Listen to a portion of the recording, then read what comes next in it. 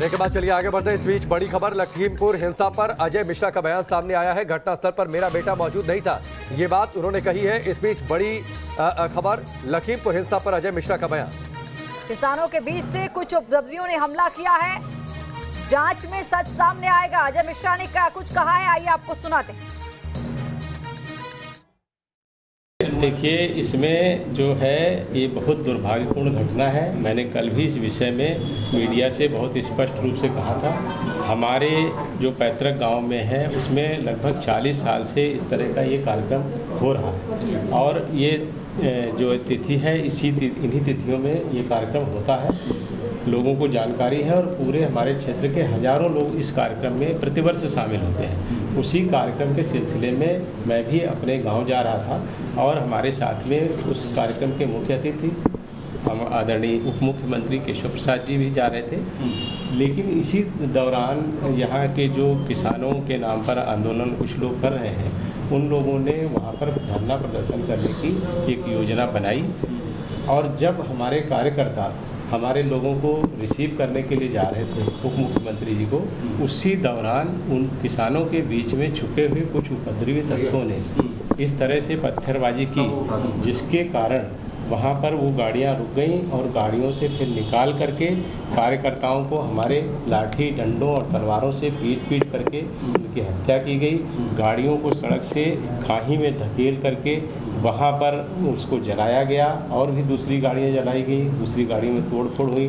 क्योंकि मैं वहाँ पर था नहीं तो पूरी घटना किस तरह से हुई ये नहीं, लेकिन हमारे कार्यकर्ताओं की हत्या हुई है और जो वहाँ से जानकारियाँ मिल रही उनके आधार पर मैंने देखा है। और जो वीडियो में स्पष्ट है कि कुछ लोग ऐसे मार रहे हैं, गाड़ियों को जला रहे हैं और उसके साथ साथ कुछ लोग ऐसे जिनकी हत्या हो गई उनको पीट कर ये भी कह रहे हैं कि तुम मंत्री जी का नाम लो, ये कहो कि उन्होंने कुचलने के लिए कहा। इस तरह की बातें भी उन लोगों ने की है। लेकिन हमारे कार्यकर्ताओं की जो हत्या हुई है वो बेहद दुखद है।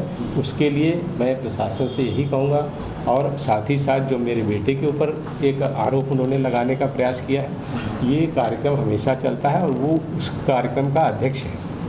11 बजे से लगातार उस कार्यक्रम में थे और हजारों की भीड़ के बीच में थे। पुलिस प्रशासन, एसडीएम, सीओ ऐसे सारे लोग वहाँ पर मौजूद थे, उन सब के बीच में थे। तो इस तरह के आरोप लगाना बिल्कुल झूठा और मिथ्या है कि वो उसमें शामिल थे। अगर वो होते, जिस तरह की घटना इन लोगों ने की है, जिस तरह से इन्होंने हत्याएं मानवता रहित होकर के की है, तो मेरे बेटे की भी जान चली जाती। और मुझे लगता है कि इनकी साजिश यही थी। शायद उन्होंने जो मेरी गाड़ी कार्यकर्ताओं को लेके जा रही थी उसको देख करके ही ये समझा हो कि मेरा बेटा इसमें है, तो उसकी हत्या करने के लिए भी हमला ये हो सकता है। लेकिन सर एक बात बताइए, 1 मिनट रुक जाइए। उसके साथ ही साथ मैं ये भी कहना चाहता हूँ, हमारी प्रशासन से और हमारे मुख्यमंत्री जी से ये मांग है कि हमारे जो कार्यकर्ता मारे गए हैं उनको 50-50 लाख रुपए का मुआवजा दिया जाए। उसके साथ साथ जो दोषी हैं उनके विरुद्ध और जो ये घटनाक्रम है जो उन्होंने एफआईआर दर्ज कराई है उसकी न्यायिक जांच हो, एसआईटी जांच हो, सीबीआई जांच हो, किसी भी तरह की कोई भी जांच हो, बड़ी से बड़ी जांच हो, रिटायर्ड जज से हो, मौजूदा जज से हो, ये सब करा करके जो भी एविडेंस कलेक्ट हो, जो साजिश पता चले, ऐसे सब लोगों के विरुद्ध कड़ी कार्रवाई की जाए। मतलब 4 लोग जो मारे गए थे वो जो किसान बताए जा रहे हैं, तो वो कैसे मारे गए? अगर देखिए, मैं वहाँ पर तो था नहीं, ना मेरा बेटा वहाँ पर था। वहाँ पर वो किन परिस्थितियों में मारे गए ये तो जो वहाँ लोग मौजूद हैं वही बता सकते हैं।